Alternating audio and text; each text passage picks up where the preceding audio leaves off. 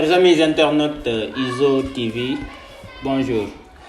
Aujourd'hui, nous avons le plaisir de vous retrouver et de discuter sur une autre méthodologie, puisque la fois passée, nous avons eu avec notre invité, Ismaël Ali, que je salue de passage, à discuter sur la méthodologie de commentaire de géographie. Donc aujourd'hui, nous allons discuter sur les tenants et les aboutissants de la méthodologie de la dissertation. Bonjour Ismaël. Bonjour Manou. Comment vous allez nous expliquer un peu, donc de manière brève, la méthodologie de la dissertation? Alors, dans un premier temps, Mamour, la méthodologie de dissertation, avant d'en parler, il faut savoir c'est quoi la dissertation et ce que les correcteurs attendent des candidats à qui on a soumis un sujet de culture générale. Alors, la dissertation, que ce soit au collège, au lycée, à l'université, toujours on est confronté à cet exercice. Donc il est opportun de le comprendre, cet exercice, d'une façon approfondie, vu que les concours, on nous donne un sujet de dissertation, au lycée, même chose, etc. Donc c'est important que le candidat ou l'élève maîtrise la méthodologie de dissertation pour réussir son exercice de dissertation. Alors, la dissertation vise à améliorer les capacités, à mesurer les capacités du candidat ou de l'élève. Ça permet aux correcteurs, aux responsables académiques de connaître les capacités de synthèse, de développement, de résumé. C'est tout un ensemble. C'est ça qui permet d'évaluer l'élève. Est-ce qu'il est capable d'analyser un sujet, de traiter un sujet d'une manière cohérente et logique. Donc voilà, c'est ça la dissertation. Alors la dissertation est composée de 3 grandes phases. L'introduction, le développement et la conclusion. Si vous voulez, on peut...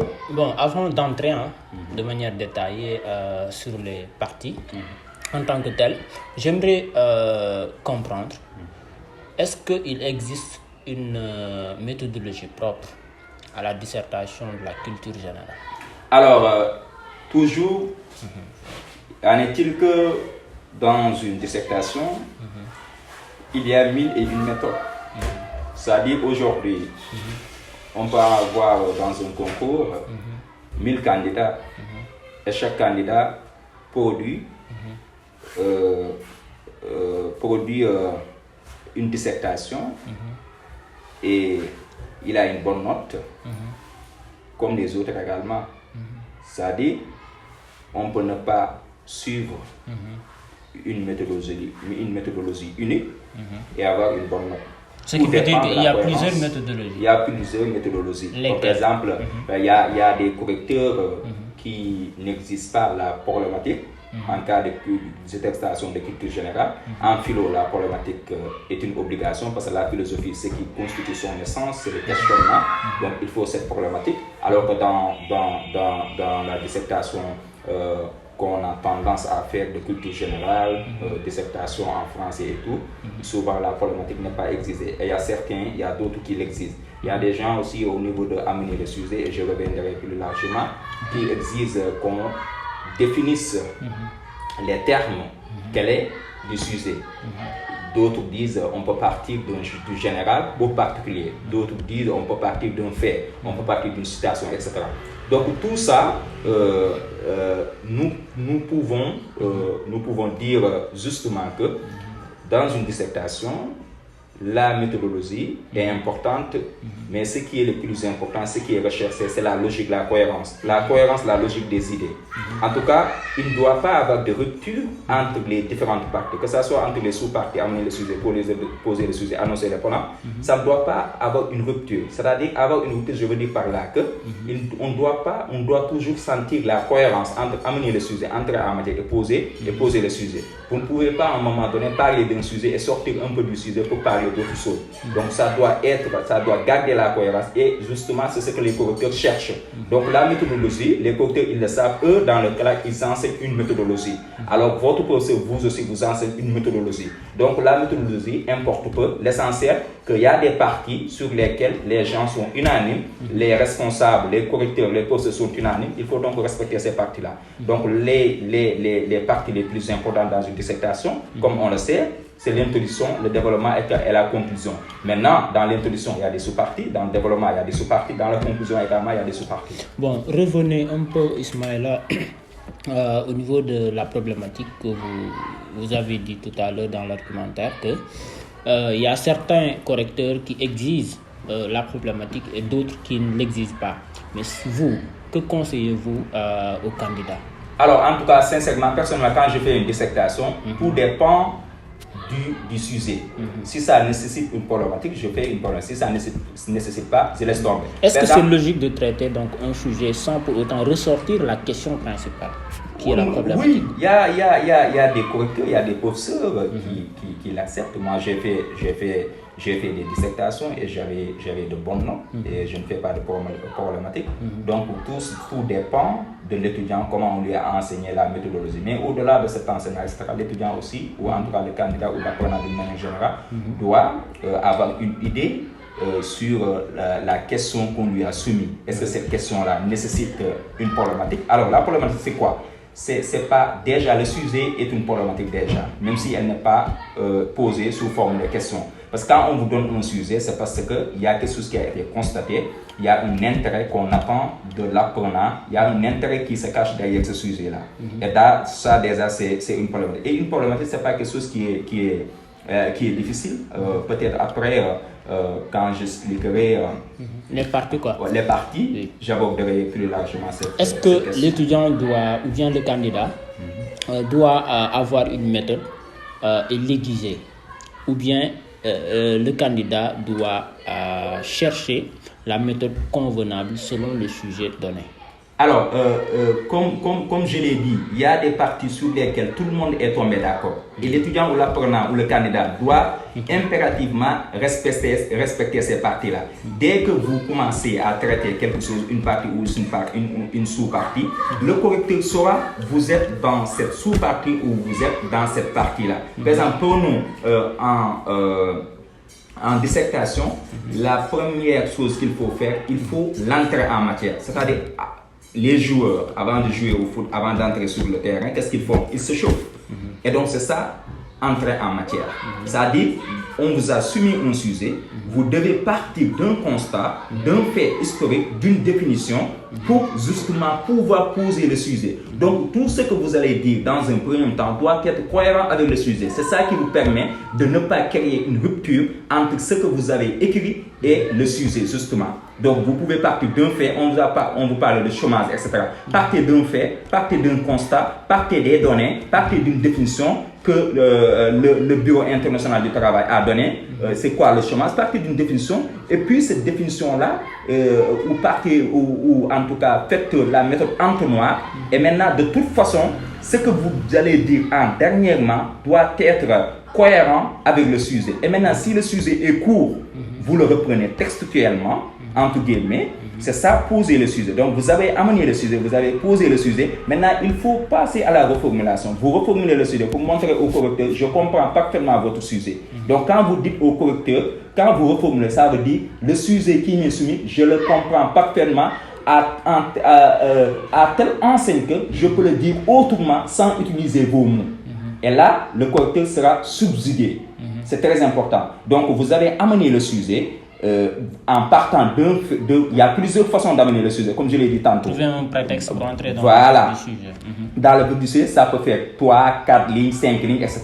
Vous posez le sujet. S'il est court, vous le posez et puis vous reformulez. Maintenant, si le sujet est long, vous n'avez pas besoin de reprendre tout le sujet. Passez directement à la reformulation. Maintenant, des gens à qui on a enseigné la méthodologie, ils n'ont qu'à la problématique. Ils peuvent donc sortir à partir du sujet un problème ou une problématique.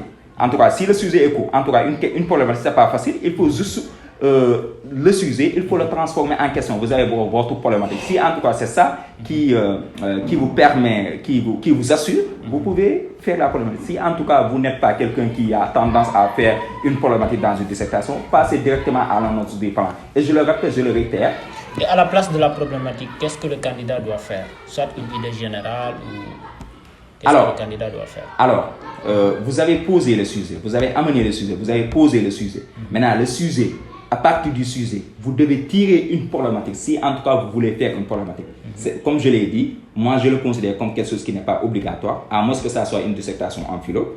Donc il y a des gens qui ne le font pas et qui ont de très bons noms en dissertation. Alors si en tout cas c'est ça qui vous assied, vous voulez faire une problématique, vous regardez le sujet, en quoi on parle du chômage, en quoi le chômage est-il un problème au Sénégal. Par exemple, ça, vous avez la problématique et vous avancez. Et maintenant, si vous faites votre problématique, vous allez annoncer le plan. Et c'est dans l'annonce du plan, les deux questions ou les deux idées annoncées dans le plan constitueront la réponse à la problématique.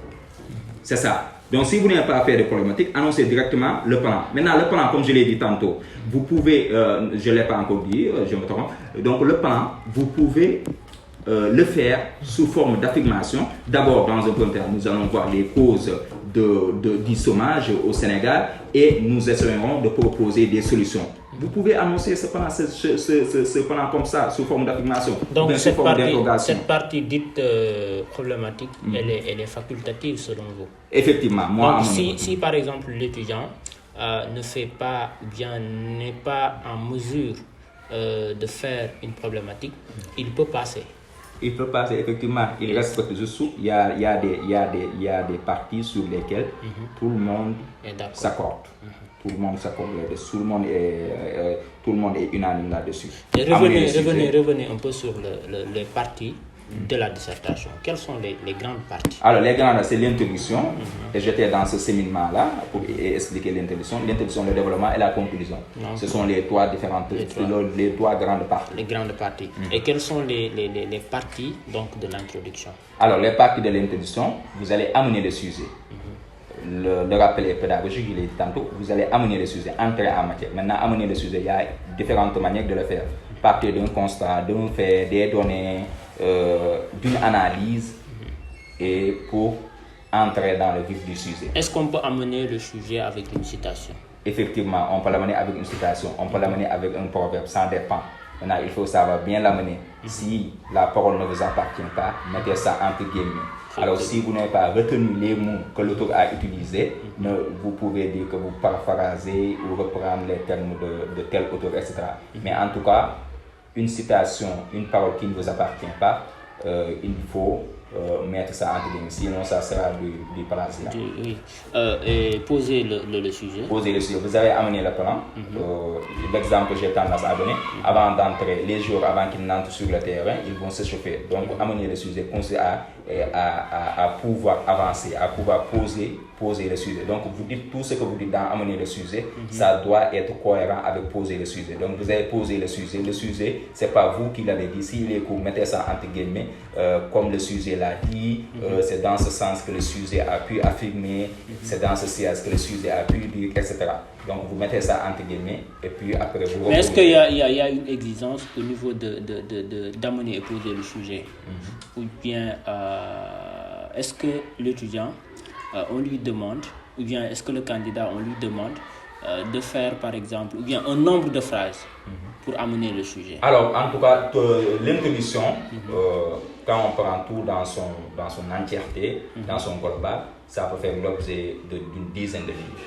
C'est bon. Donc, amener le sujet, 4, poser le sujet, 2 lignes, annoncer le plan 2 lignes, ou bien là-bas 6, 2. En tout cas, l'introduction, ça, on ne développe pas dans l'introduction, on fait des affirmations. Maintenant, le développement, ce n'est pas dans l'introduction, mais c'est, excusez-moi de la redondance, mais c'est dans le développement. Dans le développement. Donc, au niveau de poser le sujet, est-ce que c'est obligatoire de reformuler le sujet? Effectivement, parce que c'est ça qui montre que j'ai compris le sujet. Il faut reformuler. Obligatoirement, il faut reformuler. Si le sujet est long, passez directement à la reformulation. Vous n'avez pas besoin de reprendre textuellement le sujet. Si et comment on reformule le sujet? Voilà, le sujet parle, le sujet a utilisé des mots. Et la langue française, elle est large, elle est complexe. Donc vous dites le sujet autrement. Il ne s'agit pas de remplacer mot par mot, de procéder à la synonymie. Mais ce qu'il faut faire, c'est reformuler l'idée du sujet, l'esprit du sujet. En saisissant l'idée générale du sujet. Effectivement, le rendre plus clair, plus explicite. Et lorsque le sujet n'est pas vaste, qu'est-ce que le candidat doit faire? Alors, il le reprend, il le reformule. Si le sujet est grand et si le sujet est long, il passe directement à la reformulation. Parce que ce n'est pas intéressant de reprendre textuellement un sujet très long et puis ensuite le reformuler. C'est pourquoi ce qui est conseillé, si le sujet est long, ça dépasse 1-2 phrases, quelque chose comme ça, il faut donc reformuler directement. Si le sujet est court, 5 mots, 10 mots, quelque chose comme ça, il faut le reprendre et reformuler. Donc voilà ce qu'il faut comprendre dans cette partie. Après poser le sujet, qu'est-ce alors que vous devez annoncer, vous devez dire ce que vous allez faire dans le développement. Vous devez annoncer, c'est votre plan, c'est votre projet. Qu'est-ce que vous envisagez faire? Alors le sujet, souvent le sujet qu'on vous donne, il y a deux choses. Souvent on vous propose un plan à suivre. Si ce plan-là ne vous est pas proposé, c'est vous qui créez votre propre plan. Par exemple, on peut dire le chômage au Sénégal. Alors là, il n'y a pas de plan, ils ne m'ont pas demandé de développer les causes, les solutions. Mais naturellement, ce qui en sort, ce sont les causes et les solutions. Éventuellement, si vous voulez développer les conséquences, vous pouvez développer les conséquences. Cause, conséquence, solution ou bien cause, solution. Donc naturellement, quand on vous pose un sujet qui porte sur la pauvreté ou sur le chômage, là, on veut que vous analysiez les tenants du chômage et puis les aboutissants, les conséquences, et si vous voulez, et puis vous proposez des solutions. Donc là, on attend de vous des solutions. Donc c'est ça. Donc le sujet peut vous proposer un plan. Si le sujet ne vous propose pas un plan, créez votre propre plan, mais que ça soit pertinent. Oui. Je ne sais pas si vous l'avez fait exprès ou pas. Vous n'avez pas parlé de la problématique. J'en ai parlé. J'ai dit, là, ce n'est pas une obligation. Les gens qui sentent, s'ils veulent être plus rassurés en faisant la problématique, ils peuvent faire la problématique. C'est-à-dire, après avoir reformulé le sujet, on peut, si on le souhaite, reformuler le sujet en question. Voilà. Et là, on a sa problématique, on avance. Donc, au niveau du développement. Alors, donc, vous avez annoncé le plan. Quelles sont les causes? Si vous voulez le plan, vous pouvez le faire sous forme d'affirmation ou bien sous forme de questions. Il y a un candidat, je ne sais pas à quel concours, qui m'avait dit, je crois que le plan sous forme de questions, c'est en dissertation philosophique. Mais non, on peut le faire en dissertation de culture générale, quelque chose comme ça. Ça dépend de la manière dont vous le faites. Alors, dire dans un premier temps, nous allons voir les causes du chômage. Dans un second temps, nous nous pencherons sur les solutions. Quelles sont les causes du chômage au Sénégal? Est-ce que de manière chronologique, nous devons répondre au développement? Ou bien est-ce qu'on peut inverser les éléments du plan? Par exemple, quand vous avez un plan qui parle de cause-conséquence, cause-conséquence, solution, est-ce qu'on peut commencer au niveau du développement, commencer par les solutions, ensuite les conséquences, puis les causes? Non, ça c'est pertinent de poser cette question. Je sais que vous ne le faites pas, mais c'est peut-être pour ne pas, disons, peut-être les serrures, c'est les serrures qui peuvent le faire, commencer par la conclusion, terminer même par l'introduction. Ça, c'est une personne qui marche avec la tête quand vous faites ça. Donc, naturellement, avant de dire des conséquences, il faut analyser les raisons, les facteurs qui expliquent le chômage. Allez, de manière chronologique. Voilà, et vous parlez des causes et puis les conséquences, et voilà, elles sont liées. Les causes, conséquences, et puis vous donnez des solutions. Donc il faut respecter le plan. Et au niveau des conclusions partielles, est-ce que c'est obligatoire? Alors, développement, donc vous avez annoncé ce que vous allez faire. Vous allez parler, on a pris juste un exemple, il y a tant d'exemples, vous avez parlé de causes et de solutions. C'est votre plan. Donc vous devez analyser les facteurs qui expliquent le chômage. On peut citer, il y a des idées que vous pouvez développer, comme l'inadéquation des formations avec l'offre du marché, le manque de formation, le manque d'industrie. Tout ça, ce sont des idées qu'on peut développer donc dans le développement. Maintenant, chaque fois, après avoir parachevé une idée, vous devez faire une transition, une petite transition qui vous permet d'attaquer une deuxième idée. Vous attaquez une deuxième idée, vous terminez, maintenant vous résumez. Par exemple, je donne un exemple. Le taux de chômage est lié à l'inadéquation des formations avec le marché de l'emploi, est lié également au manque d'industrie, quelque chose comme ça. Et vous avez terminé, donc vous avez fait une conclusion partielle. Donc vous devez faire une phrase de transition. Après avoir parlé des causes, l'État doit mettre en place, et là vous avez fait une phrase de transition pour attaquer les solutions. Et donc là, les solutions, il y a des grandes idées. Après avoir identifié les causes facilement, on peut donner les solutions. Donc la création d'entreprises, formation adéquate avec l'offre du marché, etc. L'encouragement de l'entrepreneuriat, tout ça constitue d'une manière générale des solutions. Et puis vous terminez, vous faites la même chose, vous résumez, vous faites un résumé partiel ou bien une conclusion, puis le connaît sous une conclusion partielle. Et puis s'il y a une autre idée, vous faites une phrase de transition et puis vous terminez le développement, vous allez attaquer la conclusion.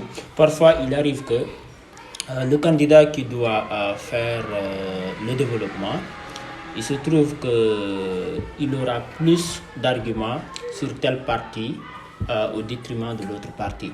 Est-ce qu'il sera obligatoire d'équilibrer les parties? Alors, mieux c'est ça. Il faut équilibrer les parties. C'est-à-dire que les causes du chômage ne doivent pas être, disons, plus développées que les solutions. Donc, ça doit être équilibré. Il faut essayer de l'équilibrer. Peut-être une tolérance est acceptée, 2 à 3 lignes ou 5, quelque chose comme ça. Mais ça doit être équilibré. Donc, au niveau de la conclusion. Alors, la conclusion, c'est 3 parties.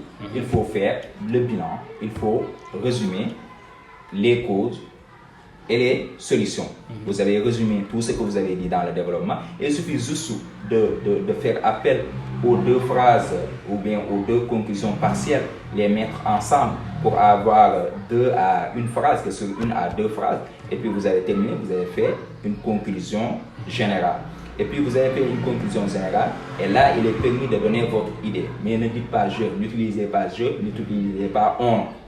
Mais voilà, vous pouvez utiliser quand vous parlez, on saura que c'est vous qui parlez.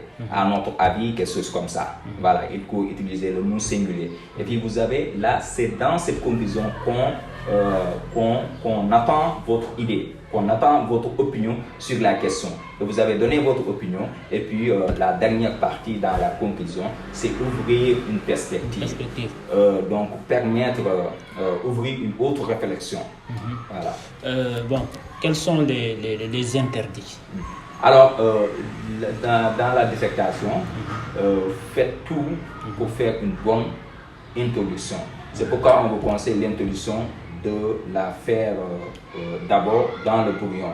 Et quand les idées sont claires, vous rédigez ça proprement. Parce que le correcteur, la première chose qu'il lit, c'est votre introduction. C'est même quand quelqu'un vous voit. La première chose qu'il fait, souvent, c'est vous regardez comme ça, regardez votre visage, quelque chose comme ça. Donc, l'introduction, c'est la première chose qu'il dit. Donc, donnez-lui une bonne impression. Évitez les fautes, évitez les ratures. Maintenant, ça lui permet de continuer sa lecture. Maintenant, s'il est subjugué par l'introduction, vous avez 1000 chances pour avoir une bonne moyenne. Mais s'il s'avère que le candidat fausse complètement la forme et trouve le fond, est-ce qu'il aura la possibilité de lui accorder la note? C'est ça le problème. C'est-à-dire aujourd'hui, peut-être s'il lit, si le correcteur lit la partie introductive et qu'il n'est pas ébahi, est-ce qu'il dira peut-être ce n'est plus la peine que je continue ma lecture, parce que déjà la première partie est ratée. Donc là, bon, ce que je conseille aux candidats, c'est de préparer bien l'introduction. Maintenant, c'est pas sûr de faire le développement dans le brouillon, parce que peut-être les candidats n'auront pas suffisamment de temps. Mais en ce qui concerne l'introduction, on peut commencer dans le brouillon pour écrire ça proprement sur sa feuille d'examen ou sa copie. Donc mieux vaut, c'est donner une bonne impression, et pour donner une bonne impression au correcteur, il faut faire une bonne dissertation, éviter les ratures, les idées soient claires, qu'il n'y ait pas de rupture, que ça soit logique les 3 parties, et puis voilà, vous allez subjuguer le correcteur. Oui, subjuguer le correcteur, c'est ce qui met fin ce qu'on devait dire sur la méthodologie de la dissertation. Qu'est-ce que vous allez dire comme conseil aux candidats?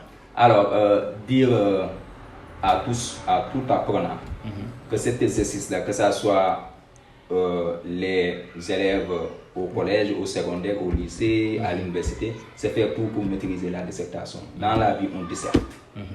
On disserte toujours. Disserter, c'est être logique. Ordonner ses idées. Être cohérent. C'est ça, disserter. On le fait en Wolof. Par exemple, quand on explique une histoire, on ne va pas juste venir entrer en matière. Même quand on fait du livre, des contes, on dit bouquet avec quelque chose comme ça. Et puis on entre en matière. C'est ça la dissertation. Peut-être nous ne pouvons pas développer nos idées dans une langue étrangère, mais nous savons disserter parce que nous dissertons toujours. Même pour donner, même pour donner, pour faire un peu, comment on l'appelle encore, je peux donner un exemple. Par exemple, quand vous abordez une fille, vous allez d'abord vous présenter, voilà, dire qui vous êtes, etc. Qu'est-ce qui vous a animé, quelque chose comme ça. Et vous dites vous lui aimez, vous l'aimez, et puis elle réplique, vous commencez à développer pour la convaincre. C'est la même chose. Oui.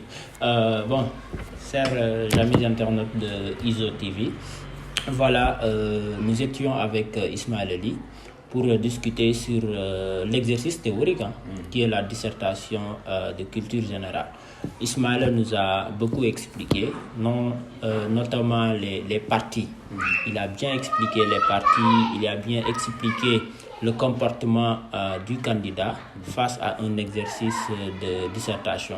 Donc, avant de rendre la parole, je vais vous demander si vous avez à l'issue du visionnage de la vidéo des questions, vous pouvez les poser, soit en commentaire, mais n'oubliez pas de vous abonner pour ne manquer aucune vidéo, mais aussi d'appuyer sur la cloche de notification aussi. Voilà, c'était tout. Merci beaucoup.